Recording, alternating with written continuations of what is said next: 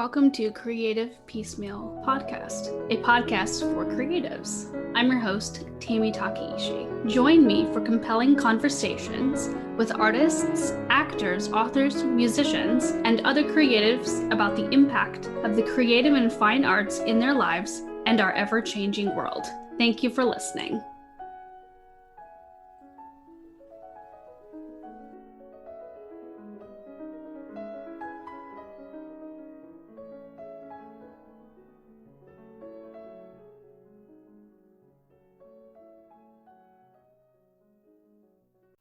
Hello and welcome to Creative Piecemeal. My name is Tammy and today my guest is Vickie Lan.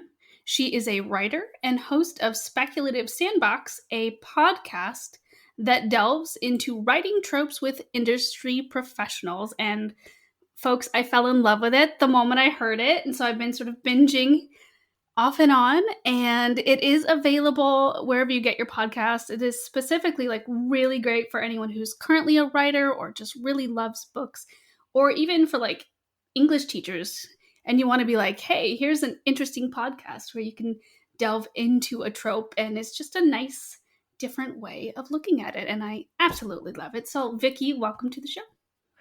Thank you, Tammy. I'm so excited to be here. Thank you for having me. You're welcome. I'm glad we were able to connect. Yes, me too.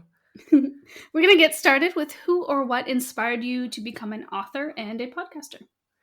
Well, I'll start with the author portion of it. That one has followed me throughout my entire life. And I think it's a product of me loving books at a very young age and being very experimental and creative and getting a lot of inspiration from books and thinking I can do that too. And I even still remember the first picture book I ever wrote. I was 6 and it was about a Christmas tree that ate people. And I was hooked ever since. So from there, I've always had an active imagination, and I found writing to be a really great way to channel that energy and that innovation. And then as an adult, I'm like, let's actually try to pursue this seriously and see where it goes.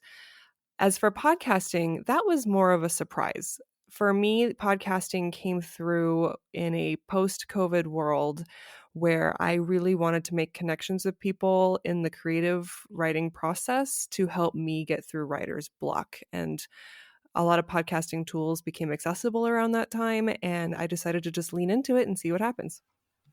Nice.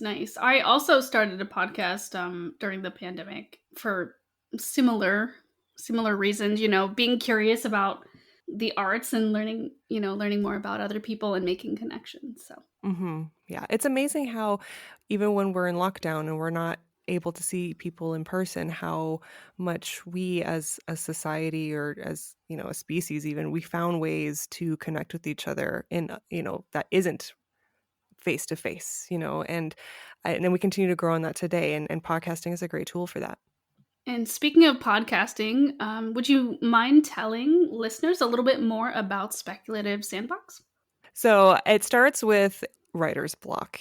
And I was working on a manuscript. It had taken me a year just to find out what I wanted that my agent thought would be marketable while we shop my other manuscript around, and finally was sitting down to write it. And then I realized I'm completely burned out. And that's because it was in the heart of the pandemic, like I've said, and I was suddenly a mother, a teacher, a stay-at-home office worker, all at the same time. And that burnout came real fast. So I wanted to talk to people, and I found that, the best way to process ideas and get inspiration is just have those open conversations. And I, by talking to people and reaching out, I was able to break that kind of cycle that I was stuck in and give me some new ideas. And I had a really small but mighty group of writing friends already that I had gone through the querying process with and connected with through Twitter. And so when I decided, I want to do a podcast because I am not sure where to go necessarily to just kind of shoot these fun trope ideas around. So I just reached out to my friends and they're like, sure. And they took a risk. And the first couple episodes, that was the structure. We had no idea what we were doing. And I'm just eternally grateful that they were willing to kind of jump off the cliff edge with me and have fun. And now it's turned into something where I have listeners that enjoy it and then reach out and they're really excited to be on an episode as well. And I'm really excited to be able to generate that energy. I'm just terribly curious. Do you have a favorite writing trope that you have not yet covered on your show? That I have not yet covered. Okay, I do want to cover. Let's see. I actually wrote notes about that. Let me see if I can find it real quick. The thing that I really, really like about writing structures is I'm going to give you several.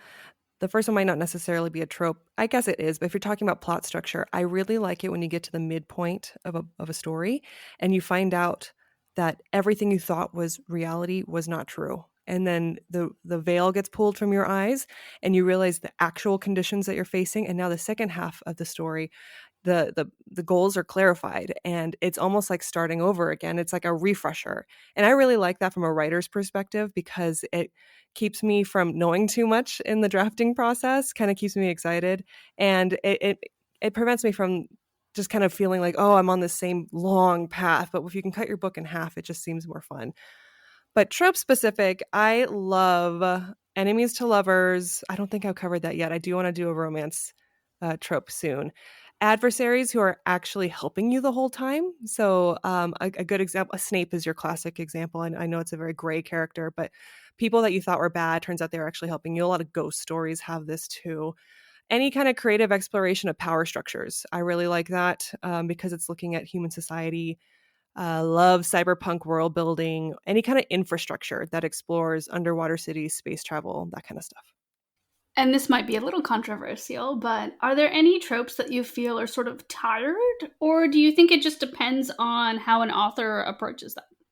There are definitely some tropes that we are very familiar with. And if not combined with some other tropes or strategies, might come off as too predictable. Chosen one tropes are tried and true, I think, for younger audiences because it's the first time they're experiencing it. For adults, maybe a little too unpredictable, but if you can mix it up with some other things, I think that's helpful.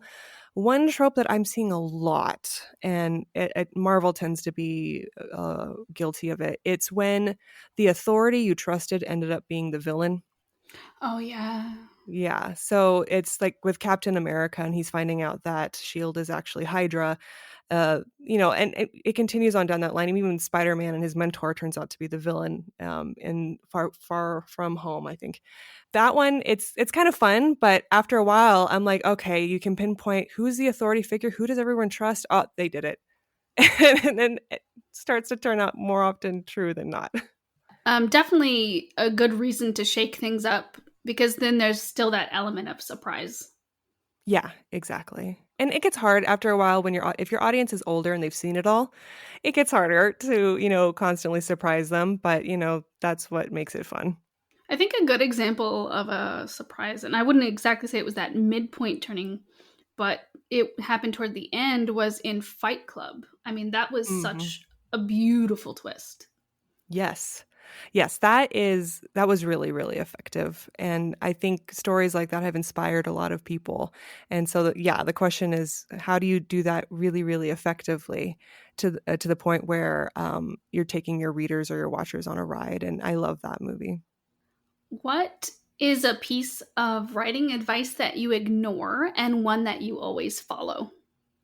I'll start with the one that I always follow. Well, first of all, I follow anything my agent tells me to.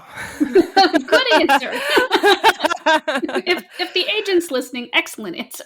Yes, if you can get the advice from an agent, it's just super important. And I really value her. My agent is Gina Panettiere, and she's with Talcott Notch Literary. She's fantastic and has been in the industry a really long time. So I'm very lucky to be able to talk to her. And one advice I really, really follow in my writing is to watch anything where dialogue and action become redundant. And it's as simple as dialogue goes, I agree. And then the character nods their head. Those are two things that do the same exact thing. And in some cases it works, but if you're doing that all the time, it'll clog up the pace. That's where a lot of word cutting could happen. But just, watching for what your dialogue is doing as well as what your action is doing. And don't underestimate the reader. I think that's really important. A reader sometimes can be a step ahead and Some of the poor written books out there that kind of get criticized for this, it's because they're too busy trying to explain something that the reader has already figured out. I think a really good example of this, for me at least, was Eclipse from the Twilight book series. I had a hard time with Eclipse because I had already kind of figured out what was going on. It was kind of implied, and Bella had to get explicitly like told what was happening. But by then I already knew. So like that's probably a good example of redundancies. And then for advice that I would avoid or ignore is any advice that you might see on the internet that looks like it came from scorched earth. That's super important because the writing industry can be very heartbreaking, and everyone has an ability to create a platform. And sometimes people are on there and they're there to help. But then there are some people who, you don't know what their circumstances are, you don't know what they went through or what the full story is, but they're telling people what they should or should not do with their manuscripts. And it might not actually be good advice. So I would say whenever you do see advice, like someone saying, I hate this trope, this is so, tired and nobody wants it anymore. Taking a closer look at the context of where that person's coming from, and then looking at other factors in your life and what's influencing you and what your individual project is, and take the advice that works for your project. An interesting example of this is I had a beta reader after I had my book edited. This is before it got picked up by the agent. I had it edited. I chose to make that investment. And one of my beta readers read the manuscript and came back to me and said, this is great, but your paragraphs are way too short. There needs to be a certain number of sentences in every single paragraph. I thought that was an interesting take because there's so much that informs your structures. And so I wasn't sure what to do about that. I talked to my editor and she said, you got to be mindful that not everyone is in the best place to give certain advice. So let's just see how it goes. And the book got picked up by an agent. I got 4 offers actually on it, and nobody mentioned my paragraphs. So I guess that's my one experience. So obviously with doing writing and doing podcasting, you're entrenched in the creative process. So what are some of your favorite and least favorite parts about that? My favorite is when I've hit a really good rhythm and the inspiration is there and I can knock out a couple thousand words. That's when I feel really happy and energized. What I hate is when that doesn't happen and I'm in a slump. And so many times it could be because there's something wrong with your story and your brain is subconsciously telling you that and you haven't figured it out yet. Or you're at a creative burnout and then you have to kind of invest in other parts of your mental health to help get you back up to whatever level of writing energy you were at before. Very true. Very true. What are some things that sort of get you in the mood to write when you've had an off day or inspire you? I actually really like picking up like local author books or like books of friends and reading them. And then I automatically get that feeling of, oh, I want to join in the fun. It's like watching your friends go on the playground, and you're like, but I want to do that too. That actually is a surprising energizer. When I was at Tucson Comic Con last month, and I think I was in a slump at that time. I was getting ready to come out of a break actually, and I was kind of anxious about it. And I made a point to like talk to all the authors that were there. I wanted to support as many as I could. I bought their books. And as I was sitting there reading their work, I was like, oh my God, idea. Like I couldn't really explain it. That was more effective than me just kind of researching things or watching TV. It was more like a peer involvement. That's nice. And it's a wonderful way to, like you said, in encourage and support other authors, find new authors, and then that comes back tenfold by, inspiring you in the process. Mm-hmm. Yeah. Yeah. I imagine you probably read quite a bit. Is there a book that you've read recently that's inspired you, and a book that's challenged you, and then one that you really couldn't put down and you couldn't wait to share with a friend? You're right. I definitely do read a lot. I have favorites and there's ones that I kind of jump in and out of, and I'm constantly looking around and getting stories. So I'll start with challenged. A book that challenged me was Crying in H Mart by Michelle Zauner, I think is how you say her last name. And the reason why, so the book is about a woman who it's dealing with her mother, and her mother gets diagnosed with cancer. And I saw myself in the author's relationship with her mother, and seeing how they experienced the battle with cancer and its outcome really challenged my outlook on my own relationship. And because it's the Asian American diaspora, you're able to recognize locations, contexts that feel familiar versus just a generalized American mother-daughter kind of approach. And, I've been to H Mart with my mom up in Washington, and I can't even explain it. It's just, I read that book and I never write in books, especially ones that kind of have a fictional feel, that aren't textbooks, I mean. But I was stopping and underlining the whole thing, because there's so much that spoke to me. And I thought, this challenges me to kind of look at my family relationships and how can I build upon them so that I'm not crying in H Mart, I guess you can say, and saving some of the relationships. What inspired me is, this is actually older, but John Dies at the End book series by Jason Pargin. The reason why is because his books play with the reader. It's a combination of comedy and horror, so both genres are already meant to tug and pull at reader expectations. I loved the experience of reading his books, especially his John Dies at the End books. You don't know from when a sentence starts how it's going to end. That was really inspirational for me. I wanted to do the same in my own writing. And then for a book I couldn't put down, I am late to the game on this, but I recently read The Hating Game by Sally Thorne. It is a guilty pleasure book. Romance books like that, they read like a fever dream. It's like you're out of your own body when you're reading those things. It's so easy to get addicted, but that one I read in like 6 hours, I think. So, Those are really great. Crying in H Mart is actually on my list of things to read. highly recommend. It's so good. So, how has your writing process changed since you've been agented? Do you feel like you're more productive and quicker, or do you feel like you have to take a lot more time since there's more feedback? I miss the naivety of writing before I had an agent, because because you have no idea like what you're getting into, and that there's freedom in that. And then you find out after the fact and you're like, oh shoot, like, okay, I fix this, fix that. But it's very exhilarating, especially for your first draft, to be able to just like go through and be really proud of what you've done. Now, so I wrote my manuscript that got picked up. I wrote it and got it edited in 4 months, got agent representation 3 months later. It was a very fast process. Cannot recreate it, would not even try. This one's much slower. And I think it's because every single thing I had to fix in that first manuscript, all the lessons have come back to me now, and I keep thinking about them as I start. So they talk about the importance of the first 10 pages. So I'm already thinking about how can I make these first 10 pages really great, but at the same time, how do I establish the genre? Something my agent taught me is, in the first sample pages, they need to know what genre you're in. So if it's a science fiction, you got to make sure that's present. It can't just be like a normal day and then maybe a third of the way through the book, then the sci-fi starts. Like, nope, you got to make sure it's present in those first 10 pages. All of these things are happening. Meanwhile, you're trying to think, how do I balance a thrilling story that's marketable to the public with a meaningful own voice connection? And how do I also make sure it's authentic and it doesn't look like I'm generalizing? So all these things are in my head, and I wish they weren't.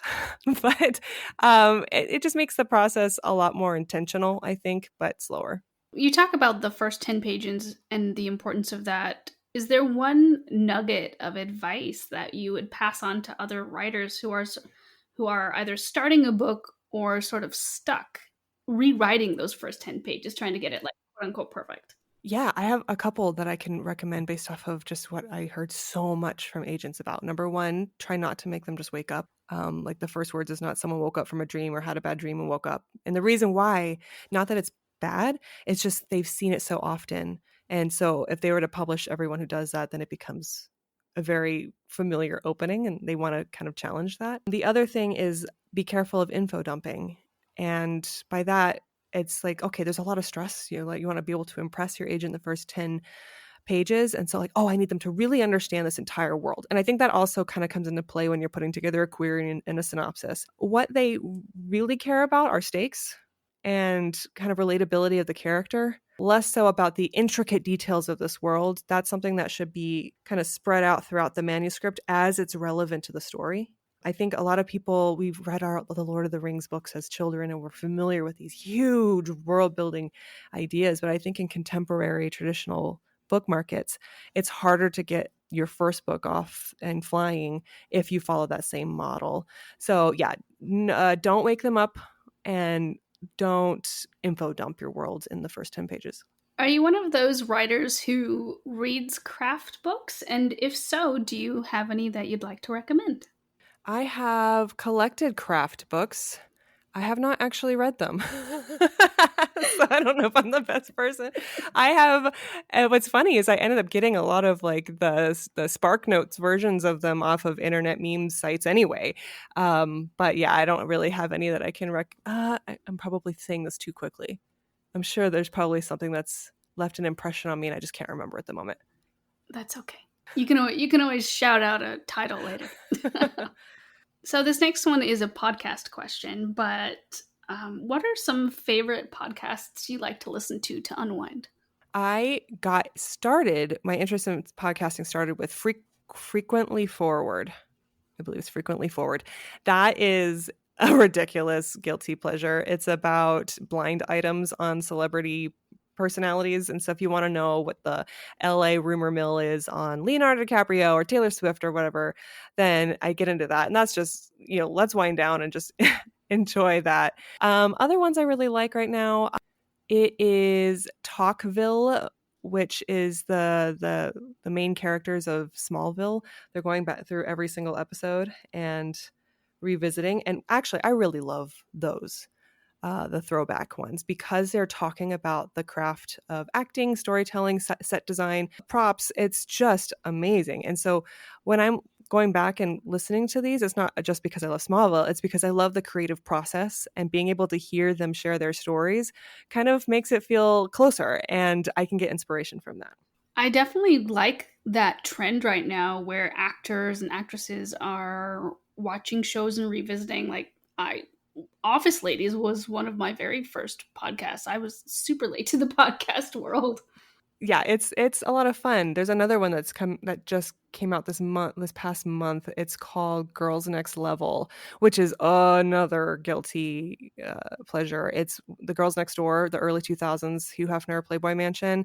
You have Holly and Bridget unpacking everything that happened, and that one's just kind of it's interesting reevaluating that, because you can see some of the pop culture and also kind of harmful ways of looking at beauty standards that was very prevalent in the early 2000s, that I think in the last 10 years people have fought really hard to kind of address and correct and open the world for more diversity and inclusivity, versus in the early 2000s it was all a lot of like the blonde beautiful white girls, very little diversity. Another podcast question. Some people have more than one podcast that they host. Is that something that you could ever see yourself doing in the future?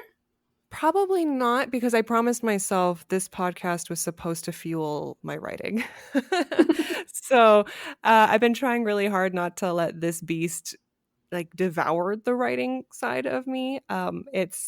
It's surprised me, delightfully surprised me, with how it's going and developing a nice following and amazing people that share great ideas. I love hearing from them. That so far has been a good balance. And then I go back and I start my writing and I feel satisfied and happy. And then that's it. I think if I try to add another one, I'm going to burn out. That makes sense. It's important to really focus on the things that matter instead of spreading somebody, oneself thin. So you are an author who does write own voice stories. Do you feel that you've had barriers to reaching where you are in your career, either because of it or not because of it? It's been interesting because I've received two kinds of feedback about my writing that made me realize that the own voice journey is a little harder. One is the general belief and idea of what reconciliation looks like.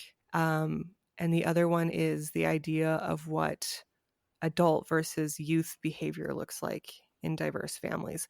So the first one is the dichotomy is very clear. What I would see between my upbringing, growing up in a Vietnamese American household, and the outside world, outside of it, like how they felt when I would feel that culture clash and what people would say and their opinions of my family. It just continues. So reconciliation, I could not in a million years expect my mom to say sorry for something she did that was wrong. It doesn't happen. It might have happened maybe a couple times in my life, but that's not what is typical. What she does is she yells at me. There's an expectation, right? There's a mother, daughter, parent, child, very clear ideas of where you stand hierarchically, and you never talk back to your elder. If you're the child, you're beneath her. She won't talk to my friends. It's a huge thing. So for her to say sorry to me, you're not just saying sorry for an act, you're also acknowledging from a higher position that you've wronged someone in a lower position. And so when I approached reconciliation in my book, I approached it as realistically as possible based off of my experience, which was that there is no sorry, but there is an opening of truths. The mother and the daughter start talking about their experiences, because my mom also wouldn't tell me things. I don't know much about her. She was fiercely secretive. So that, to me, if my mom were to open up to me and tell me about her life as an equal, that is huge. That's huge. And that's how I tried to represent reconciliation. I was told by an editor, this isn't realistic. We don't even know where to begin with it. We're just not even going to try. Thanks.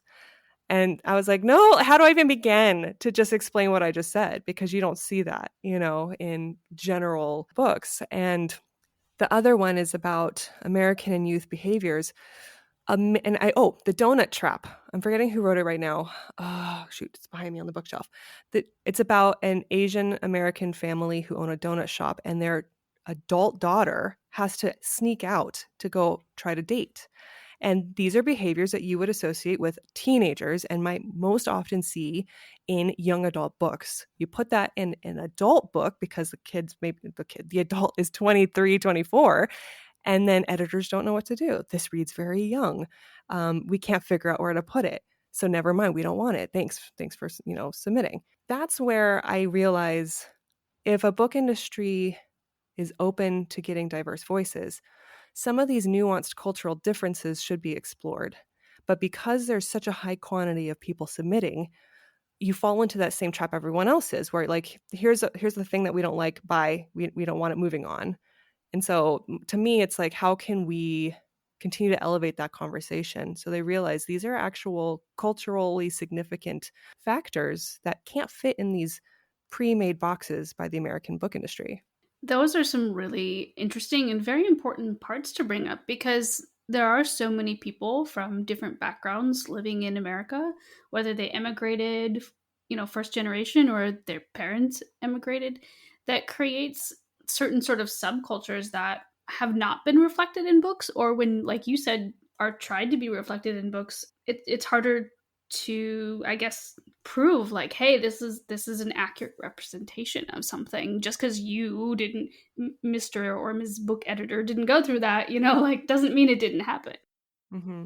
Yeah, and I've seen the criticism too as Asian American stories are coming out. So Shang-Chi and the Legend of the Ten Rings, I read articles where they were like, there wasn't really reconciliation between Shang-Chi and his father. And I'm like, are you kidding me? The father gave him his rings. Like, to me, like, whoa, like that to me is the biggest gesture. I got it right away. And the fact that there's an audience out there that's like, but he didn't say sorry. I'm like, oh no, the battle continues. Do you ever feel like you are pigeonholed into writing only own voice main characters, or do you feel like there's the freedom to write any type of character that you would feel comfortable?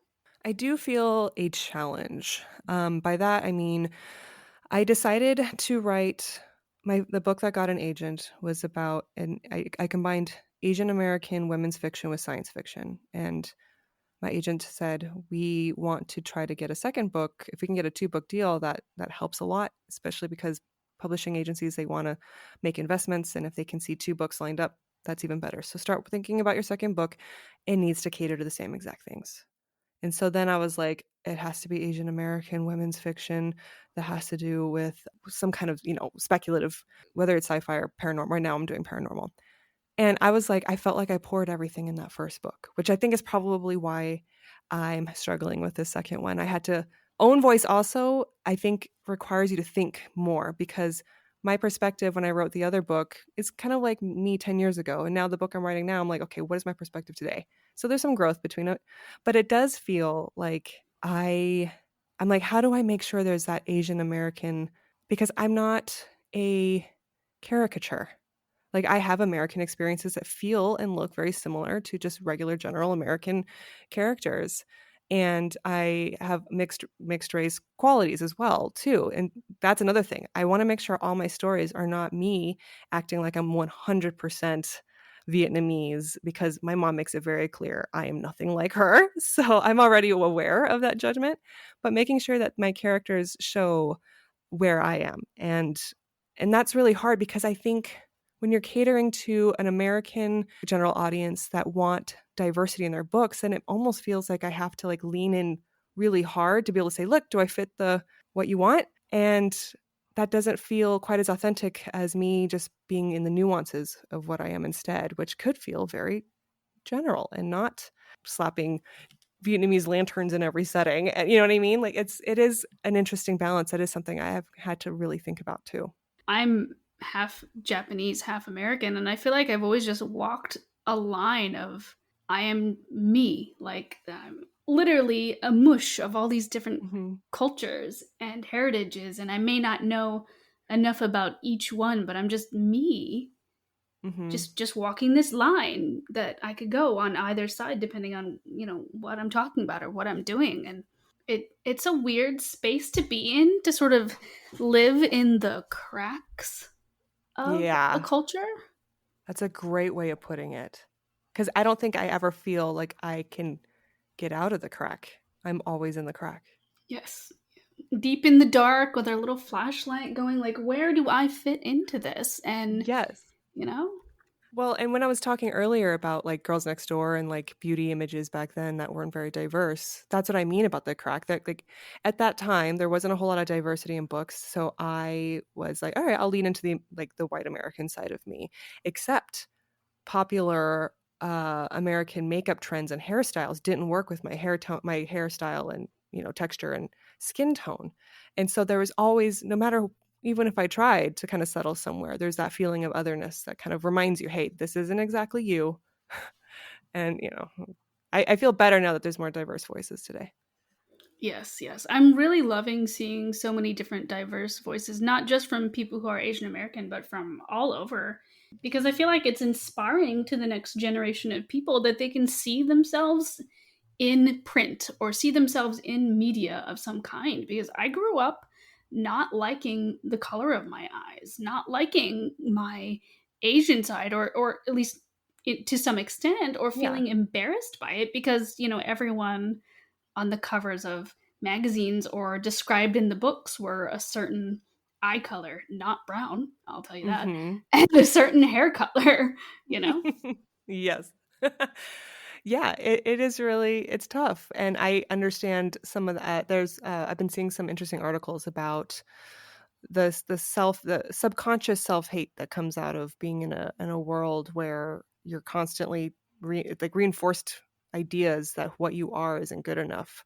And I really love now that there's Korean pop trends and makeup artists and influencers, and now I can easily find Japanese and Vietnamese and Chinese, and I'm like, oh my god, that color palette looks amazing on her skin. That's what oh my god. And even like the right now there's all these like being mixed.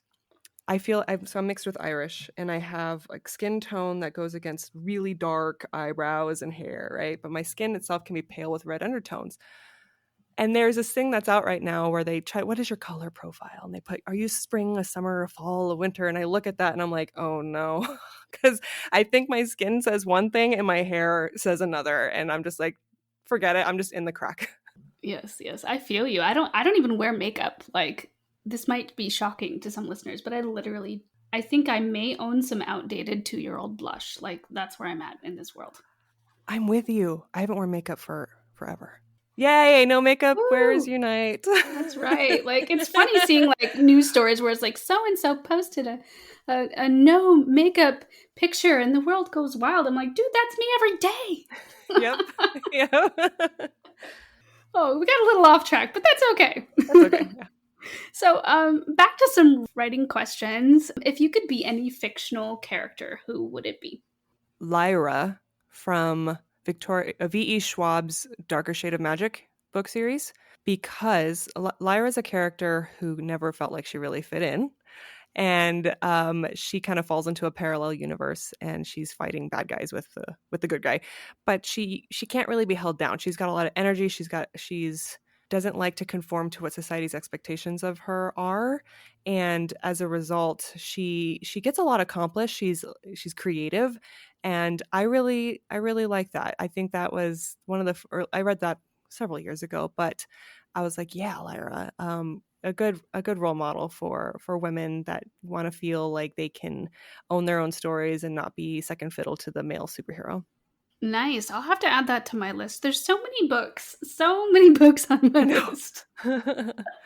I tell you what, doing podcasting is great, but it really eats into the book reading time. Yeah, that's true.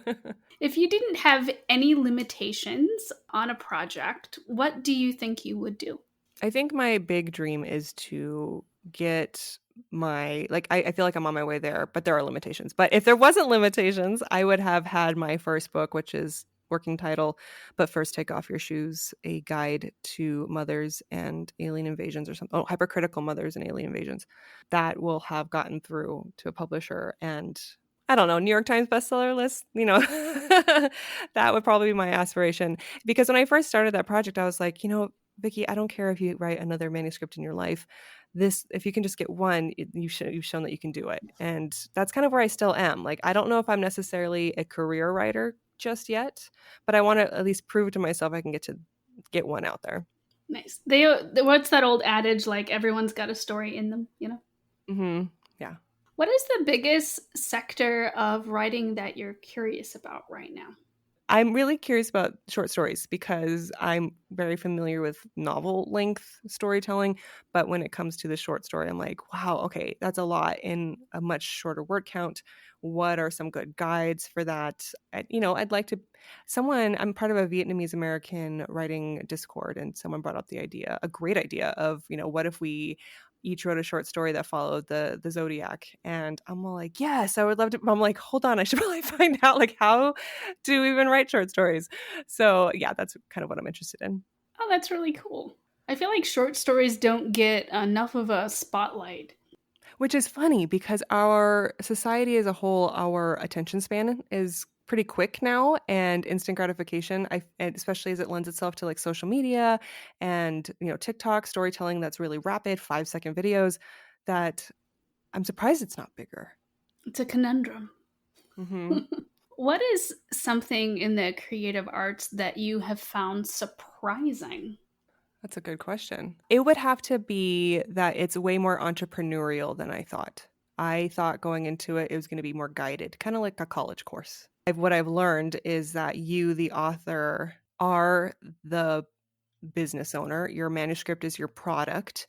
You are getting an agent to do a service for you. You have to meet certain qualifications for said agent, of course. But then you are responsible for kind of like, okay, what is my brand? How do I want my online persona to be? What do I want to see consistent throughout? What kind of writer do I want to be? Get your own website. All those things. I think I went into it originally thinking, I'm going to write a manuscript and I'll get my agent and then they'll just kind of guide me through. But it kind of like what I assumed people do in Hollywood. But even then, I'm learning that's not the truth. People have to be very entrepreneurial there as well. That's really good advice to know for everyone who's sort of on the precipice of breaking into the business. What is a common stereotype about being a writer or even being in the creative arts that you hope to break with your work? I think that there is an interesting divide between fiction and nonfiction. And so I answered this question in regards to my podcast. And I was on a different I was guesting on a different podcast. They brought it up as well. I haven't actually had a huge part to play in the discourse between fiction and nonfiction. I know it's there, though, just because I see it all over Twitter. But there's the idea that people criticize fiction as being too fantastical or not grounded enough. I think those that love and write fiction know that's not true. But what Speculative Sandbox does is it talks about society's impacts on those tropes that you commonly see in fiction. You can't separate real life from fiction we write because we are the writers. The writing is informed by our life's experiences. And so therefore, they're ultimately tied together. And what I like about unpacking the tropes on the podcast is when we talk about the chosen one, we talk about why do we as a society love the chosen one? How does it show up in like mythologies, documentation? How do we see it in political figures? And how King Henry VIII could consider himself a chosen one because God spoke to him and he could do whatever he wanted with the church and behead his wives. The chosen one trope is not unique to fiction. And I think being able to unpack it in that sense kind of gets the nonfiction person interested because now you have this cool tie between the two. And I've had people who are really into science. They'll be like I'm really interested in artificial intelligence and what that means for the future, or I'm really interested in like robotics. And then we start talking about fictional relations and they realize how much fiction is prediction and how we're creating hypotheticals that could or could not happen. And we as science fiction writers, for example, challenge what scientists are doing in the real world. So I hope that if I'm going to be breaking down any sort of stereotype is the idea that fiction and nonfiction have to be separate when really they're super influenced by each other. That's excellent. And you bring up such great points because, how many times has there been a classic novel where somebody writes something that's fiction at the time, and then, 20, 30, 40 years later, it's a reality. 1984. There's so many aspects of 1984 that feel familiar if you read it now. So we're going to jump into a couple of fun questions, but if you could have dinner with any creative person, who would it be? I struggled over this question because I'm terrified of meeting my idols. And I think it's because, you build something up in your head that you're able to use to inspire you. And I'm almost afraid to see that their mortality, I guess you can say. So like someone once asked me, this is like 15 years ago, what would you do if Daniel Craig came to town? Would you want to see him? I'm like, no, because I need him to just stay James Bond in my head. But if we were to eat, have dinner together, I would want to eat whatever that it is like either special or comfort food for them, because then it's a chance to kind of continue learning about them and get new experiences out of that. So a question and an answer and non-answer. What is one of your favorite movies and what does it reveal about you? I have a lot, but I wanted to talk about The Great Gatsby that Baz Luhrmann did. And the reason why is, already it's like a social commentary on wealth and all that stuff. And we know like that all those things that you learn about in history and English class. But for me, not only was it just a really good experience to watch, you have this interesting dichotomy of modern music with time, a timepiece, but then the cuts and the lights and the editing and just super emotional approach to the whole thing. But it's an interesting character study. And I think if you were to watch that movie at different times in your life, you would absorb it differently. So when I first watched it, when it first came out in theaters, I saw Leonardo DiCaprio's Gatsby as like a desperate romantic. And now I watched it last year and he is a toxic creep. Like, it's just so interesting how it's changed. Some people might see him as a sympathetic victim of his circumstances, being poor and just wanting to show people that he's just as important as they are. And I think all of those things are true ultimately, but it's about how you take it in and how it's a direct reflection of your life's experiences. And as you get older and you become more aware of like human behaviors, then you start to see those nuances in his portrayal. And I have to give so much props to him because that's amazing that he acted it that well. The second watch through, I was like, did he do that on purpose? How did I miss that? Like the creepiness to the overall character. So anyway, I love character studies. I thought this was a good example of that one. I came to that book rather late in life, and I have struggled to watch any of the portrayals. I have maybe 5 minutes in on either one, so I was like, okay, well, maybe I'll just keep the magic of the book in the book. Yeah, I know it is hard. It's hard separating book from someone else's interpretation of it. So, final question for today. And that would be, in your own words, what does living a creative life mean to you? So, living a creative life to me means the freedom to explore, the freedom to change your mind, and the freedom to stop. I think those are all really important. I realized how important that was when I had people around me who tried to challenge or change or get involved or control any of those steps. And as a result, when you're creative and an external force is influencing your ability to start, change, and stop, it could actually really hurt your confidence. And I'm talking like from in the professional work world, the personal world, your personal relationships, your friends, like all those things. Even if you go on Twitter too long and you start letting other people's opinions get to your head, that affects your ability to start, you know?